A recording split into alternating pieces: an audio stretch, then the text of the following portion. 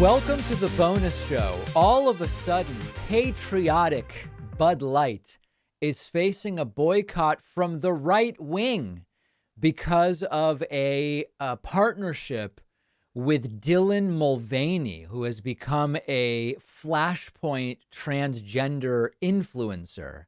So let's see. I want to make sure I'm explaining all of this correctly, Pat. Dylan Mulvaney is a trans woman who is very much disliked by many of like the Daily Wire people and people on the right. Honestly, I don't know why. I think it's just because she got some attention from Joe Biden, right? Joe Biden kind of like wishing her well.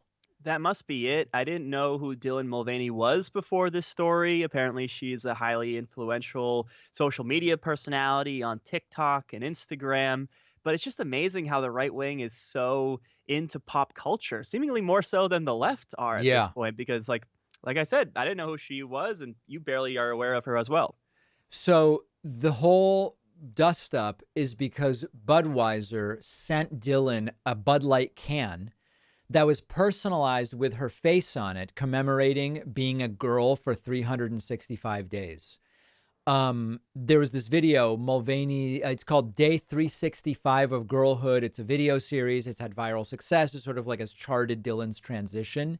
And of course, right-wing social media users are saying this is absolutely terrible. It's time to boycott Bud Light. It's time to boycott the entire company, Anheuser-Busch, and so on and so forth. This has happened to other brands. Hershey's did a campaign with a trans rights activist on some chocolate bar wrappers in Canada. For International Women's Day, there were calls for a boycott there.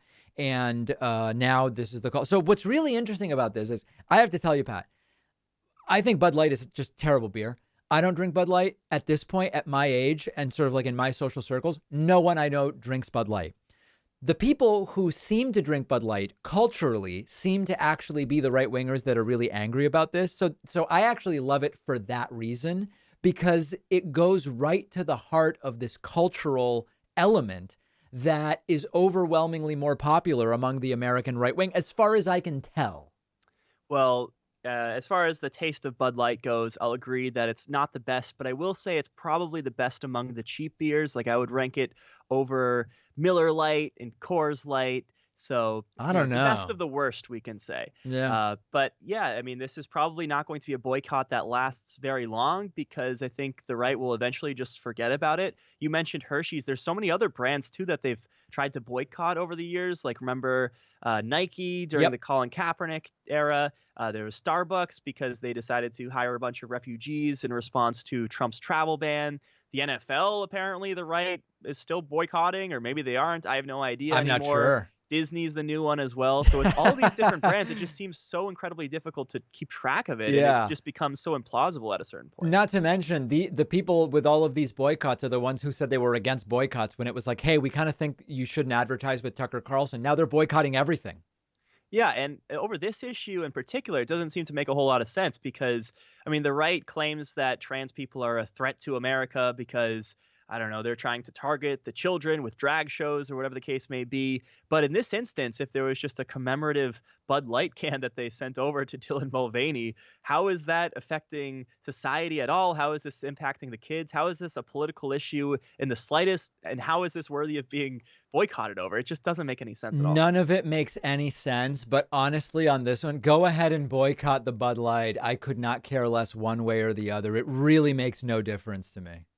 Do you think that this could have any impact at all, even if it's like a 2% decline, a 5% Maybe. decline in Bud Light sales? I just don't even think that that would be enough for the company to change course. Like, maybe they'll think twice before getting involved in politics or what could conceivably overlap with the political realm, but that's probably the best they can hope for. That's the one curiosity I have. Is this going to have any impact at all? And if so, what happens? We'll follow it and we will see. Very interesting story out of North Carolina that many of you sent me. A North Carolina lawmaker has switched parties, and this is potentially going to open the door to stricter abortion laws. So here's what's going on. This is a Democratic North Carolina lawmaker, House member Tricia Cotham. Cotham was a Democrat, ran as a Democrat.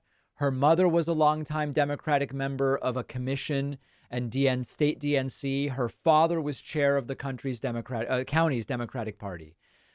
She previously served in the House of Representatives in North Carolina from 2007 to 2016 and returned in January. Her stance on a number of issues is consistent with the Democratic Party. She's against new abortion restrictions. She supports LGBT rights, supports public education. But recently, she's had a couple of votes that have been with the Republican Party. She required this included voting on a bill requiring sheriffs to cooperate with ICE, which is something many on the left don't like, and a couple of other issues. So the important thing that's going on is that early yesterday, Cotham announced she's going to switch from being a Democrat to a Republican. She says she's been bullied by Democrats, and so she is switching. This would give the Republican Party 72 seats in the House. That's exactly the number you need for a veto-proof majority. It has the numbers in the Senate, meaning that Republicans will be able to enact policies over the opposition of the governor, who's a Democrat, Roy Cooper. So essentially, Pat, this means that Republicans can do whatever they want in the state other than things that would be challenged for legal reasons, because they have veto-proof majorities in both the state House and the state Senate. So this is immediately raising calls for Tricia Cotham to resign. I got people asking me, should this trigger a recall election because she ran as a Democrat and now she's switched and it's deceptive and it's fraudulent? This is a really complicated situation. Well, I'd imagine Tricia Cotham is not going to resign over this, just like how Kirsten Sinema didn't resign when she became an independent in Correct. Arizona. And my question is this actually Cotham having a change of heart, having some sort of political awakening, or does she just see the opportunity and feel as though, okay, well, if I make this switch, then maybe I'll be able to raise my name recognition in the state and potentially run for a higher office as a Republican? Is this really just to further her own interests, or is this something that she genuinely wanted to do because she felt as if the left was bullying her too much or whatever bogus reason she came up with? My guess is that it was just based on personal interests. And with regards to like a recall, I mean, I don't know what the law is on the books right now in North Carolina, but you can't just, if a recall election process doesn't already exist, you can't try to go about doing that. You just have to wait for her to serve out the term and then try to get her out of office in the next election. So North Carolina does not provide for recall through state law, but more than 500 individual municipalities, I guess, have recall provisions, although in many cases they've never actually been used. So I don't even know that she can be recalled because this would be a state level. Well, it's not state level because it would just be the district that she represents, but it's not obvious that there is even the provision to recall her. I suppose you could put the blame back on the voters, because my sense is that Cotham wasn't like a true out and out progressive, right? Because like, imagine a scenario where Bernie Sanders or AOC decided to leave the Democratic Party and become a Republican, right? Yeah. It's just totally inconceivable. That sort of thing would never happen. And if voters thought that they were electing a progressive in Cotham, then, they wouldn't run into that sort of risk. But they did have alternatives to her. They could have picked someone else in the primary who they thought would be more to the left of her. True. That would have no shot of ever switching to the Republican Party or even voting with Republicans at any point. So they decided ultimately to pick her in the primary. You can kind of place the blame back on voters, knowing that there would be the potential for this to happen. But, it's probably sad in this instance that there isn't a recall election, because it is somewhat fraudulent, right? She was elected as a Democrat. You would want her to stick out the term as a Democrat. I think I'm not making this argument, but I think the best argument that you could make for what scenario could lead to her forcible removal would be one that there's no evidence for, and it would be as follows. If you could show, Pat, that she was in league with Republicans when she ran, she planned to do this, and maybe even Republicans supported her financially in some way in running as a Democrat with the idea of eventually flipping to a Republican. If you could demonstrate that, and again, I'm not alleging that happened. I'm just saying hypothetically, there are laws, and I don't know if these are federal or state laws, which prevent the running of straw candidates. This came up in Florida when it seemed as though Matt Gaetz was maybe involved in running some straw candidate in 2018. I'm like the details, or maybe it was 2020. I don't remember now. If you could make an argument under the straw candidate rules and you could demonstrate that this was a plot from the beginning by Republicans and funded by Republicans with Cotham's knowledge, I think then and only then would you be able to say she's got to go. And again, I don't believe that the facts point to that being the case. I suppose that overlaps with the logic that many are using to try to oust George Santos, which is this idea that Santos ran as someone who he actually isn't, right? He claimed to have all these credentials that he doesn't have. And if voters were aware of who the real George Santos was, they wouldn't have voted for him.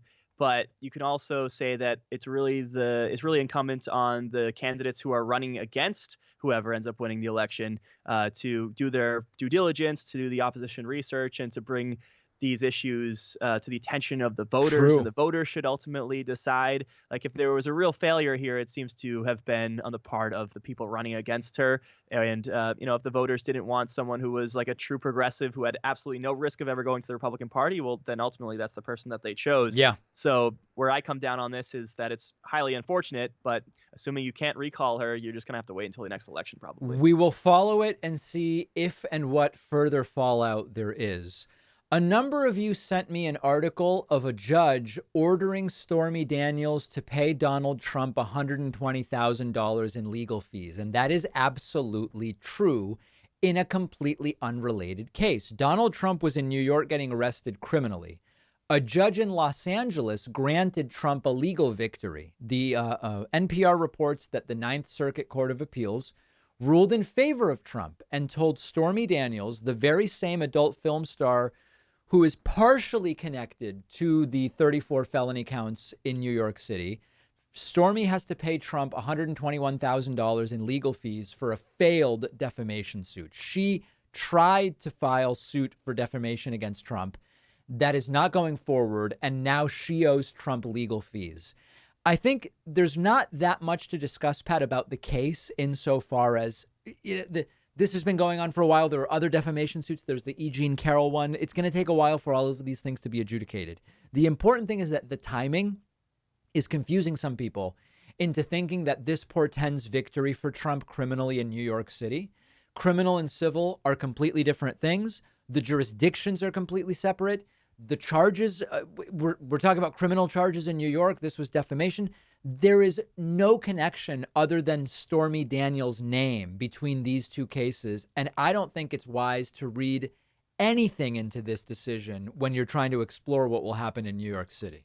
Right. There is no overlap to be drawn here. I'd imagine many on the right will point to this and show that it's proof that somehow the affair didn't take place or Trump shouldn't be criminally charged. But the two things have nothing to do with one another. Interestingly enough, Daniels said that she wouldn't have brought this defamation suit forward if not for the influence of Michael Avenatti. Right. And because, he's now sitting in prison right now and his name has been completely tarnished. I wonder if, that would go anywhere to help her case, but apparently not, because this judgment now has ruled that she has to pay for Trump's legal expenses. I also wonder if this when this initially went down back in 2018, when we started to hear about this case, when Michael Cohen was being prosecuted for it, if there was more of an attention paid to Trump and there was a willingness at that time to go after Trump criminally, if they ever would have brought this defamation case, if it would have ever had to get to that level. Because I kind of get the sense that Stormy Daniels and her representation at that point wanted to hold Trump accountable for what took place, but they realized it wasn't going to happen in criminal court, at least at that time. So this is how they decided to go about doing it. I agree. I think that it's quite plausible that was there more of a sense that Trump would actually held accountable is too much, right? Because just because you've been charged doesn't mean you're being held accountable. But that there was even the possibility of criminal charges. I think that this defamation suit may not have gone forward. But this is where we are right now. And a judge has decided Stormy Daniels does owe Trump the legal fees. What's funny is Trump rarely pays his lawyers, from what we know. But on that issue, he has to have fronted some money for all of this criminal defense work that he's having done now, right? Or could it be that even now these lawyers just want the publicity and they're willing to wait on payment, which may never come? Could that be? I honestly have no idea. I mean, the publicity could be enough for these lawyers because obviously this is going to get a whole bunch of attention and it's going to help them further their careers. At the same time, I'd imagine that if Trump was ever going to pay lawyers for any sort of case, this would be the one because this is the one that conceivably result in him ending up in prison. So True. this is the one that you'd actually want to pay people for. But I'm 50-50 on that one. I don't know if they're actually getting paid or if they'll ever get paid. Quick reminder, next week, Monday, Tuesday, Wednesday, Thursday, I will be off and we will have a number of different great guest hosts. I will be hosting tomorrow's Friday show. I'll be off Monday through Thursday, back Friday, and then the following week as well. So just as a heads up to everybody. But before any of that, we'll be back tomorrow with a new show and a new bonus show.